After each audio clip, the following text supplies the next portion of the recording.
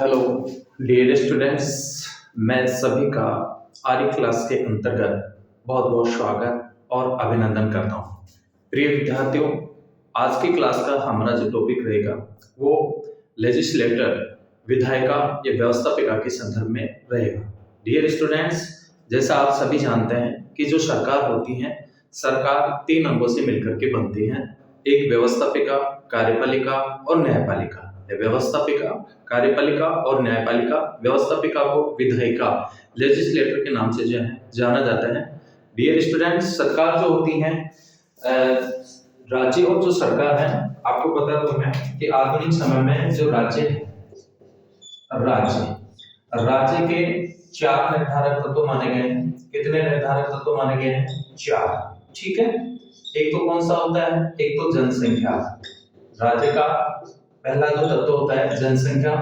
उसके बाद में निश्चित भूभाग। इसके अलावा जिसकी हम बात करेंगे सरकार। इसके अलावा जो है संप्रभुता। ठीक है, सॉवरेनिटी। तो ये 4 अंगों से मिलकर के क्या बनता है? राज्य बनता है। और राज्य के जो लक्ष्य होते हैं, उद्देश्य होते हैं, उन सब की जो पूर्ति की जाती है किसके द्वारा की जाती है? सरकार के द्वारा की जाती है। और जो सरकार होती है, सरकार 3 अंगों से मिलकर के बनती है। सरकार के जो अंग होते हैं, सरकार के 3 अंग होते हैं, ठीक है, जिनसे मिलकर के सरकार बनती है। सरकार से तात्पर्य पूछा जाए कि जो सरकार होती है वो राज्य के लक्ष्यों और उद्देश्यों की पूर्ति करती है। सरकार 3 अंगों से मिलकर के बनती है, जिसमें पहला जो अंग होता है व्यवस्थापिका या विधायिका। ठीक है। और दूसरा जो अंग होता है वो होता है कार्यपालिका। व्यवस्थापिका, दूसरा जो है कार्यपालिका, और तीसरा जो अंग है वो न्यायपालिका। कौन सा? न्यायपालिका। ठीक है। तो सरकार 3 अंगों से मिलकर के बनती है, जिसकी हम बात कर रहे हैं विधायिका की, व्यवस्थापिका, कार्यपालिका और न्यायपालिका। डियर स्टूडेंट्स, संविधान के द्वारा जो है तीनों अंगों को अलग अलग जो है शक्तियां सौंपी गई हैं, दी गई हैं। व्यवस्थापिका या विधायिका जो होती है, उसका जो प्रमुख कानून जो कार्य होता है वो देश के लिए कानूनों का क्या करना होता है? निर्माण करना होता है। ठीक है। इसके अलावा जो कार्यपालिका होती है वो व्यवस्थापिका के द्वारा बनाए गए कानूनों को लागू करती है, और जो न्यायपालिका होती है वो कानूनों की व्याख्या करती है, नागरिकों के मूल अधिकारों की सुरक्षा करती है। इसके अलावा कानून का उल्लंघन करने वाले व्यक्तियों को दंडित करने का क्या करती है? कार्य करती है। तो विशेष रूप में आज की जो हमारी जो क्लास रहेगी वो व्यवस्थापिका विधायिका के संदर्भ में रहेगी। डियर स्टूडेंट्स, प्रत्येक देश में जो है विधायिका होती है, और विधायिका को अलग अलग देशों में अलग अलग नामों से जाना जाता है, लेकिन इसका जो प्रमुख जो काम होता है वो देश के लिए कानूनों का क्या करना होता है? निर्माण करना होता है। जैसे अमेरिका में व्यवस्थापिका को कांग्रेस बोलते हैं, जापान में डाइट बोलते हैं, स्विट्जरलैंड में संघीय सभा, और जो चीन है, चीन में जनवादी कांग्रेस के नाम से जो है जाना जाता है। भारत में क्या बोलते हैं? संसद, और ब्रिटेन में भी क्या है? संसद। तो हमारे यहाँ संसदीय शासन प्रणाली को अपनाया गया है भारत में। ठीक है। और संसदीय शासन प्रणाली का जो जनक माना जाता है वो किसको माना जाता है? वो ब्रिटेन को माना जाता है। किसको माना जाता है? ब्रिटेन को। तो डियर स्टूडेंट्स, जो है विधायिका एक सदनीय भी होती है और द्विसदनात्मक भी होती है। हमारे यहाँ जो विधायिका है, हम जो बात करते हैं विधायिका के संदर्भ में, तो दोनों स्तरों पर हम बात करेंगे, क्योंकि भारत में जो है संघवाद देखने को मिलता है, तो विशेषकर सहयोगी संघवाद जो है हमारे यहाँ पाया जाता है। तो विधायिका का जो प्रमुख कानून का कार्य होता है वो कानूनों का क्या करना होता है? निर्माण। ठीक है। अब ये जो विधायिका है, एक तो हम जो है इसमें विधायिका के अंतर्गत जो है एक तो बात करेंगे हम संघीय विधायिका की। कौन सी विधायिका की? संघीय या केंद्रीय जो विधायिका है, संघीय विधायिका। और एक तरफ हम देखेंगे राज्य की विधायिका। ठीक है। राज्य की विधायिका एक संघ की होगी और एक जो है राज्य की, प्रांत की, राज्य की विधायिका। तो जो संघ की जो विधायिका है भारत में, संघीय जो विधायिका है वो कौन है? संसद है। ठीक है। संघीय विधायिका का जो दर्जा दिया गया है, किसको दिया गया है? संसद को। इसलिए देश में कानून बनाने वाली जो सर्वोच्च संस्था है वो कौन सी है? वो संसद है। देश में कानून बनाने वाली सर्वोच्च संस्था कौन सी है? संसद है। इसके अलावा जो है डियर स्टूडेंट्स, जो व्यवस्थापिका है वो द्विसदनात्मक है। क्या है, द्विसदनात्मक है, अर्थात व्यवस्थापिका के दो सदन है। संघीय व्यवस्थापिका के जो है एक तो जो है लोकसभा और एक जो है राज्यसभा। दोनों इसके महत्वपूर्ण क्या है, सदन है।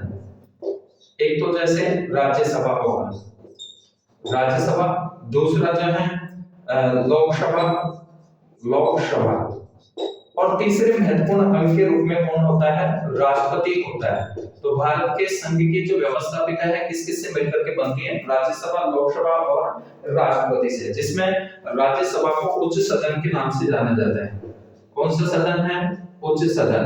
और जो निम्न सदन है वो कौन सा है, लोकसभा। ठीक है, निम्न सदन कौन सा है, लोकसभा। तो लोकसभा देश की जनता का प्रतिनिधित्व करने वाला सदन है। इधर हम बात करते हैं राज्य की विधायिका, तो राज्य की विधायिका को बोलते हैं राज्य का विधानमंडल। राज्य का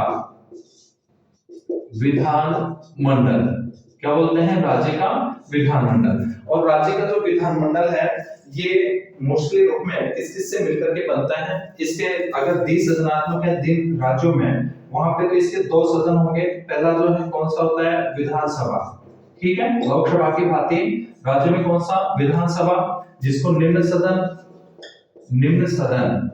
और जो जिन राज्यों में द्विसदनात्मक विधानमंडल है तो दूसरा जो सदन होगा वो होगा विधान परिषद।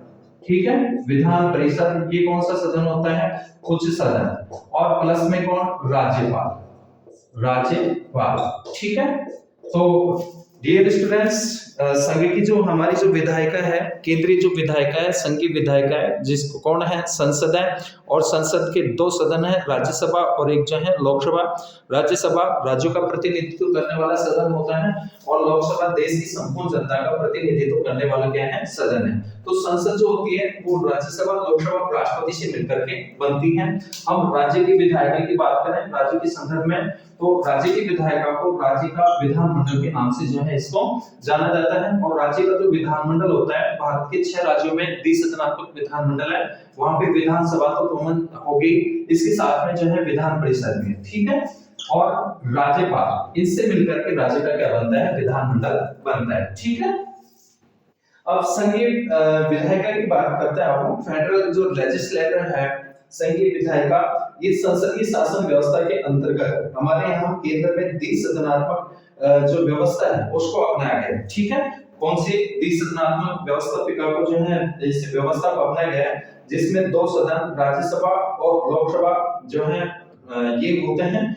इसके अलावा लोकसभा के सदस्यों का निर्वाचन प्रत्यक्ष रूप से किया जाता है। ध्यान रखना डियर स्टूडेंट्स कि लोकसभा के सदस्यों का निर्वाचन, लोकसभा के सदस्यों का निर्वाचन प्रत्यक्ष रूप से किया जाता है। कैसे किया जाता है, प्रत्यक्ष रूप से किया जाता है। और जो है जनता करती है, यह एक अस्थायी सदन है, यह कभी भी जो है भंग हो सकती है। तो वहां राज्यसभा एक स्थायी सदन है और इसका विघटन नहीं होता है। ठीक है, राज्यसभा का कभी विघटन नहीं होता है। लोकसभा को समय से पूर्व राष्ट्रपति के द्वारा प्रधानमंत्री मंत्रिपरिषद की सलाह के आधार पर क्या किया जा सकता है, भंग किया जा सकता है। ठीक है, इसके अलावा भारतीय संविधान के भाग 5 में ध्यान रखना, भारतीय संविधान के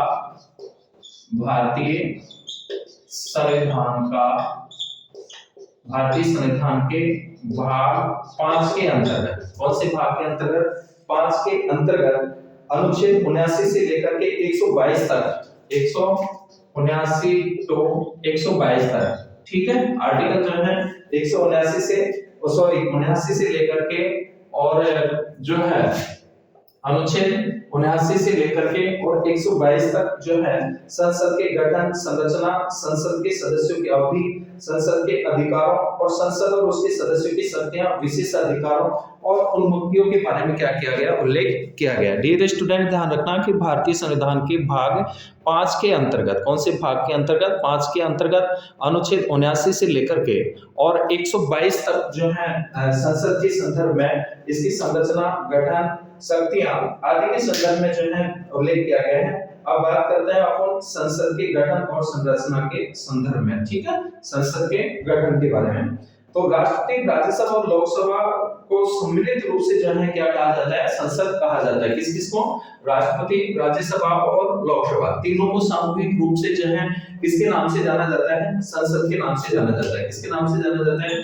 संसद के नाम से जाना जाता है डियर स्टूडेंट्स।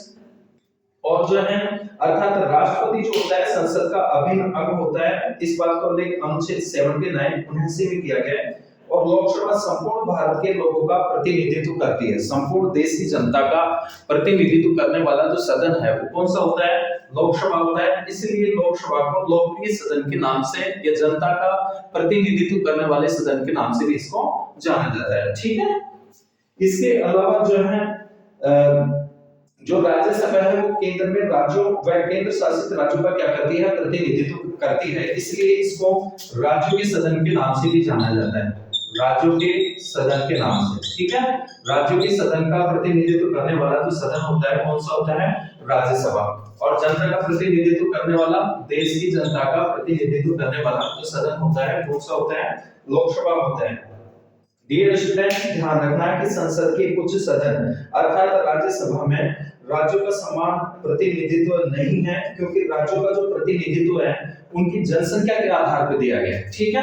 राज्यसभा में सदस्यों का जो प्रतिनिधित्व है वो किसके आधार पर प्रदान किया गया है, ये ध्यान रखना आपको, जनसंख्या के आधार पर। किसके आधार पर, जनसंख्या के आधार पर, ठीक है। इसके अलावा जो है राष्ट्रपति संसद के किसी भी सदन का सदस्य नहीं होता है और न ही वह संसद में बैठता है, ये आपको ध्यान रखना है। इसके अलावा लेकिन राष्ट्रपति संसद का अभिन्न अंग भी होता है, ऐसा इसलिए किया गया है डियर स्टूडेंट्स क्योंकि संसद के दोनों सदनों द्वारा पारित विधेयक तब तक कानून नहीं बनता है जब तक कि राष्ट्रपति उस पर अपनी अनुमति प्रदान नहीं कर देता है, ठीक है। तो कोई भी जो विधेयक होता है, विधेयक का मतलब होता है कानून का जो ड्राफ्ट होता है, कानून का प्रस्तावित जो प्रारूप होता है उसको विधेयक के नाम से जाना जाता है डियर स्टूडेंट। साधारण विधेयक, वित्त विधेयक और जो है जब तक विधेयक कानून नहीं बनता है तब तक राष्ट्रपति उस पर अपनी अनुमति नहीं देते, ठीक है। इसलिए राष्ट्रपति को संसद का अभिन्न अंग जो है बनाया गया है। राज्यसभा की बात करें हम तो राज्यसभा भारतीय संविधान के अनुच्छेद 80 में, ध्यान रखना, राज्यसभा का जो उल्लेख है कौन से में, 80 में, और 81 में क्या है, लोकसभा है। तो 80 में राज्यसभा की संरचना का प्रावधान किया गया है, गठन का प्रावधान किया गया है। और राज्यसभा के सदस्यों की अधिकतम संख्या कितनी हो सकती है, 250 हो सकती है, ठीक है। राज्यसभा में सदस्यों की अधिकतम संख्या कितनी हो सकती है, 250 हो सकती है डियर स्टूडेंट्स। और लेकिन वर्तमान में कितनी है, 245 है, वर्तमान में कितनी है, 245 है। इनमें राष्ट्रपति द्वारा साहित्य, विज्ञान, कला और समाज सेवा के संबंध में विशेष ज्ञान रखने वाले 12 सदस्यों को राष्ट्रपति राज्यसभा में क्या करता है, मनोनीत करता है, ठीक है। जो कि कला, साहित्य, विज्ञान, प्रौद्योगिकी आदि में ख्याति प्राप्त प्रतिष्ठित क्या होते हैं, व्यक्ति होते हैं, ठीक है। इसके अलावा शेष जो अधिकतम 238 हो सकता है, परंतु वर्तमान में 233 निर्वाचित होते हैं ये, और राज्यसभा की अधिकतम संख्या 250 हो सकती है। प्रत्येक राज्य में कितने सदस्य होंगे इसका निर्धारण राज्य विशेष की जनसंख्या के आधार पर होता है। वर्तमान समय में बात करें तो उत्तर प्रदेश से राज्यसभा सदस्यों की सीटों की सर्वाधिक जो है क्या है, संख्या है, कितनी है, टोटल 31 है डियर स्टूडेंट्स। इसके बाद में महाराष्ट्र में 19 और तमिलनाडु में जो है 18, इसके अलावा पश्चिम बंगाल से 16 और बिहार से 16 है। तो ये तो इसके गठन के बारे में जो है उल्लेख किया गया अनुच्छेद 80 में। राज्यसभा के सदस्यों का जो निर्वाचन की हम बात करें तो राज्यसभा के सदस्यों का निर्वाचन आनुपातिक प्रतिनिधित्व की मत प्रणाली के द्वारा जो है एकल संक्रमणीय मत पद्धति के आधार पर होता है, जिसका वर्णन लोक प्रतिनिधित्व अधिनियम 1991 में विस्तार से किया गया है। और भारतीय संविधान के अनुच्छेद 80(4) के अंतर्गत राज्य विधानमंडल विधानसभा के निर्वाचित सदस्यों द्वारा मनोनीत नहीं, राज्यसभा के सदस्यों का क्या किया जाता है, निर्वाचन किया जाता है, ठीक है। अब राज्यसभा के सदस्यों के लिए योग्यता की बात करें तो राज्यसभा के सदस्यों के लिए योग्यता का जो उल्लेख है वह अनुच्छेद 84 के अंतर्गत किया गया है। सबसे पहले जो है भारत का नागरिक होना चाहिए। कहां का नागरिक होना चाहिए, भारत का नागरिक होना चाहिए। इसके अलावा जो है न्यायालय के द्वारा दिवालिया पागल घोषित नहीं किया गया हो। इसके अलावा उसकी जो न्यूनतम आयु है वो कितनी होनी चाहिए, 30 वर्ष होनी चाहिए राज्यसभा का सदस्य निर्वाचित होने के लिए। डियर स्टूडेंट्स, मुख्य रूप से आपको जो है आयु का ध्यान रखना है। तो न्यूनतम जो आयु है, न्यूनतम आयु हम बात करते हैं लोकसभा सदस्य के लिए न्यूनतम आयु, लोकसभा सदस्य के लिए न्यूनतम आयु 25 वर्ष होनी चाहिए। इसके अलावा राज्यसभा के लिए न्यूनतम आयु जो है 30 वर्ष। इसके अलावा विधानसभा के सदस्य के लिए न्यूनतम आयु जो है 25 वर्ष। विधान परिषद के सदस्य के लिए न्यूनतम आयु जो है कितने 30 वर्ष। इसके अलावा राष्ट्रपति के संदर्भ में बात करें तो राष्ट्रपति पद हेतु न्यूनतम आयु जो है 35 वर्ष और राज्यपाल के पद हेतु जो है न्यूनतम आयु 35 वर्ष। इसके अलावा पंचायती राज में 21 वर्ष जो है न्यूनतम आयु क्या की गई है, निर्धारित की गई है। ठीक है। इसके अलावा राज्यसभा के सदस्यों के कार्यकाल की बात करें हम तो राज्यसभा के सदस्यों का जो कार्यकाल होता है कि राज्यसभा जैसा आप जानते हैं स्थायी सदन होता है। कैसा होता है? स्थायी सदन है। और राज्यसभा का वेतन कभी नहीं होता है। ये अनुच्छेद 83 के फर्स्ट खंड में जो है किया गया है। राज्यसभा के सदस्यों का कार्यकाल निश्चित होता है और इस सदन का प्रत्येक सदस्य 6 वर्ष के लिए क्या किया जाता है, चुना जाता है। और प्रत्येक 2 वर्ष बाद 1/3 सदस्य क्या हो जाते हैं, इसके सेवानिवृत्त हो जाते हैं। ठीक है। कितने सदस्य? 1/3 सदस्य। इसके अलावा डियर स्टूडेंट्स जो है और उतने नए सदस्यों का निर्वाचन होता है। इस बात का उल्लेख अनुच्छेद 83 फर्स्ट के अंतर्गत किया गया है। अब राज्यसभा के हम पदाधिकारियों की बात करें तो राज्यसभा में 2 पदाधिकारी होते हैं। एक तो सभापति होता है और एक कौन होता है, उपसभापति। तो भारत का जो उपराष्ट्रपति होता है वो राज्यसभा का क्या होता है, पदेन सभापति होता है। अनुच्छेद 89 के अंतर्गत कहा गया है कि उपराष्ट्रपति राज्यसभा का जो है ये पदेन सभापति, ये 89 के अंतर्गत है। और उपराष्ट्रपति राज्यसभा का सदस्य नहीं होता है। राज्यसभा सदस्यों द्वारा उसी सदन के किसी व्यक्ति को उपसभापति के लिए निर्वाचित कर दिया जाता है। राज्यसभा में सभापति और उपसभापति को भारत की संचित निधि से वेतन दिया जाता है। 2 प्रकार की निधि होती हैं, एक आकस्मिक निधि और एक जो है संचित निधि। तो इनको जो वेतन मिलता है वो कहां से मिलता है, संचित निधि से मिलता है। ठीक है। कौन सी निधि से? संचित निधि से।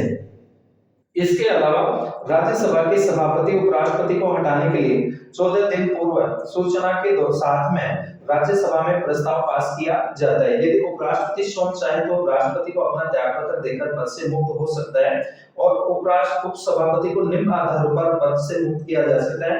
एक तो राज्यसभा की सदस्यता की अवधि समाप्ति पर सभापति को अपना त्यागपत्र देकर राज्यसभा के समस्त सदस्यों के बहुमत से संकल्प पारित करके और जो है ऐसा करने के लिए 14 दिन पूर्व क्या देनी होती है, सूचना देनी होती है।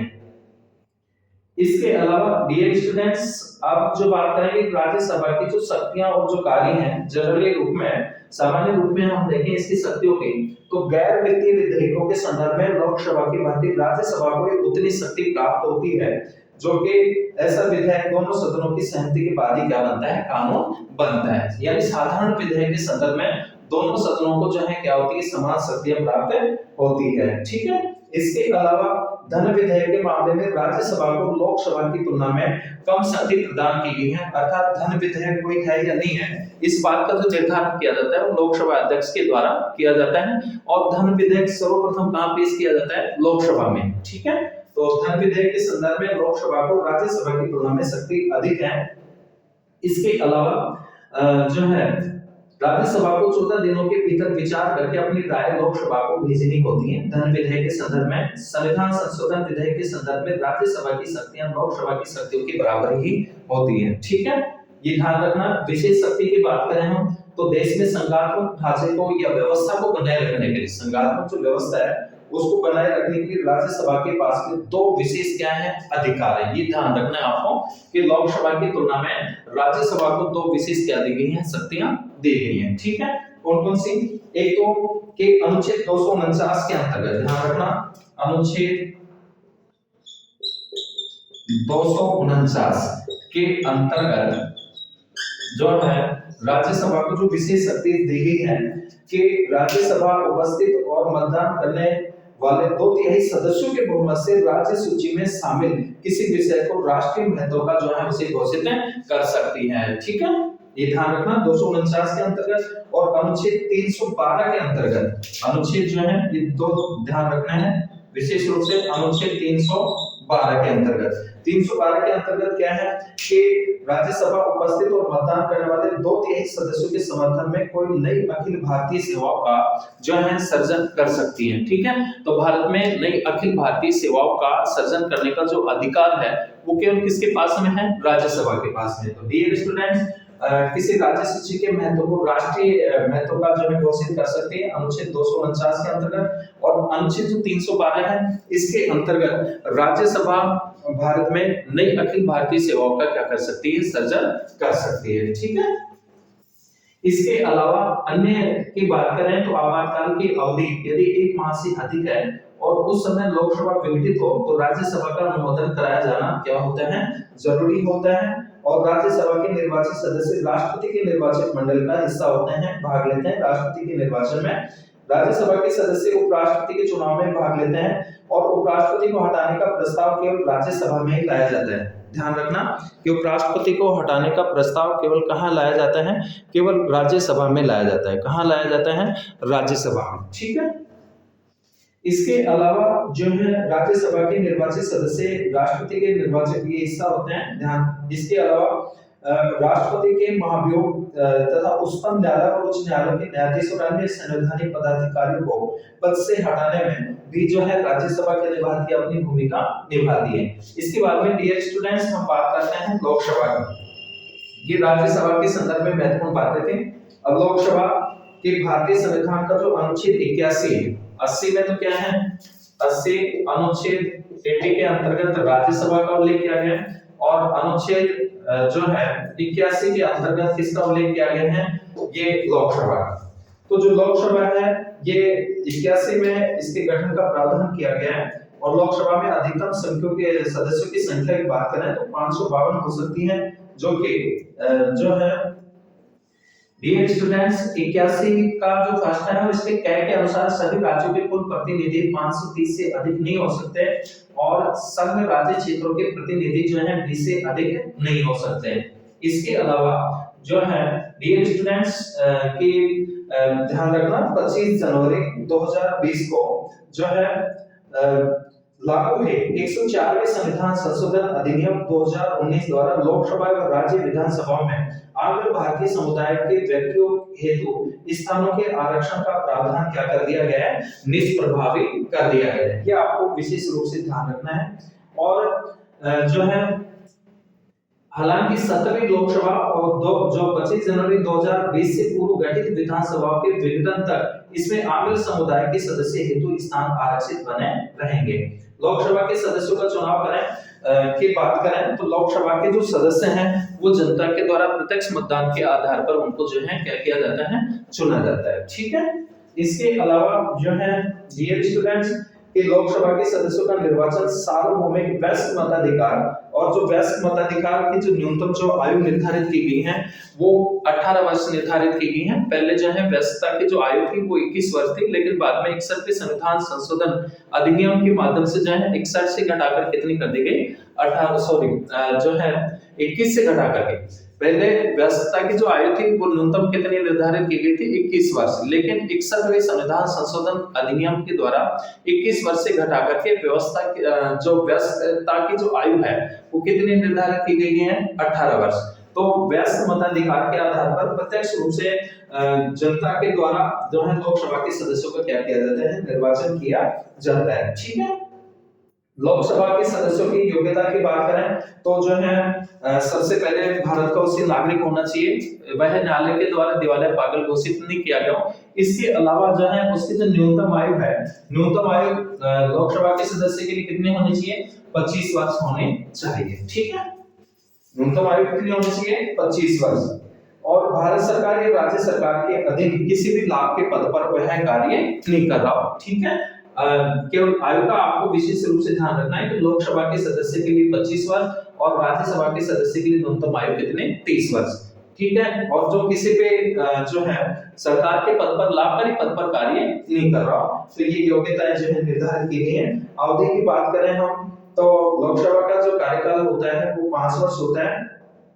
ठीक है, तो लोकसभा राज्यसभा की तरह स्थायी सदन नहीं है, अर्थात इसका विघटन 5 वर्ष से पूर्व भी हो सकता है। यह आपको ध्यान रखना। प्रधानमंत्री मंत्रिपरिषद द्वारा राष्ट्रपति को सलाह देने पर राष्ट्रपति लोकसभा को निश्चित अवधि से पहले भी क्या कर सकता है, भंग कर सकता है, और विशेष स्थितियों में लोकसभा की अवधि 5 वर्ष से आगे भी बढ़ाई जा सकती है। ठीक है।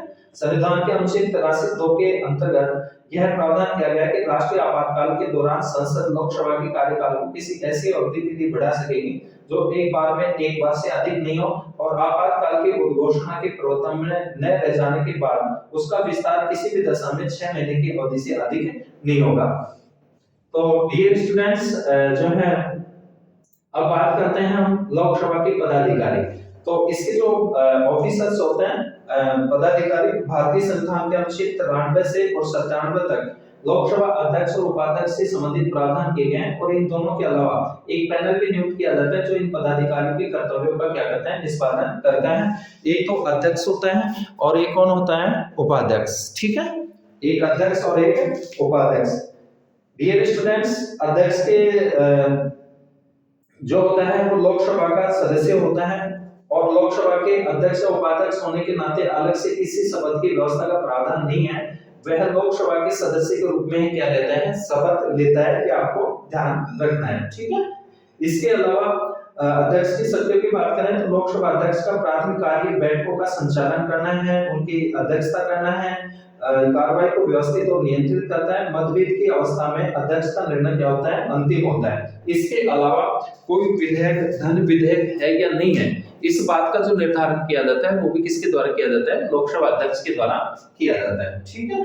इसके अलावा दोनों सदनों में किसी विशेष विधेयक के संदर्भ में गतिरोध होने की स्थिति में सदनों की संयुक्त बैठक की अध्यक्षता लोकसभा अध्यक्ष करता है। लेकिन ध्यान रखना कि जो बैठक जो बुलाई जाती है वो किसके द्वारा, राष्ट्रपति के द्वारा।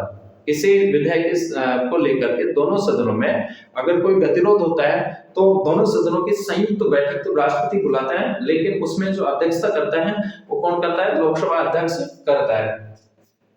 इसके अलावा जो है किसी प्रस्ताव के पक्ष में व विपक्ष में बराबर मत पड़ने पर लोकसभा अध्यक्ष अपना निर्णायक मत दे सकता है। दल बदल विरोधी कानून के तहत लोकसभा अध्यक्ष को यह अधिकार है कि वह किसी सदस्य के संबंध में दल बदल संबंधी शिकायत मिलने पर उसकी निर्धारितता का क्या करेंगे, फैसला करेंगे। ठीक है।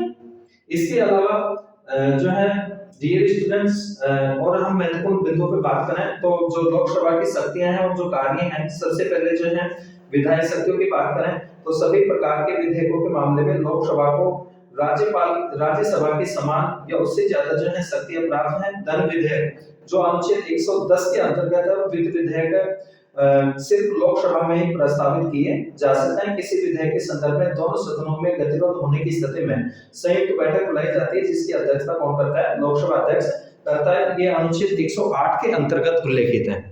कौन से अनुच्छेद के अंतर्गत, अनुच्छेद 108 के अंतर्गत। ठीक है। इसके अलावा जो है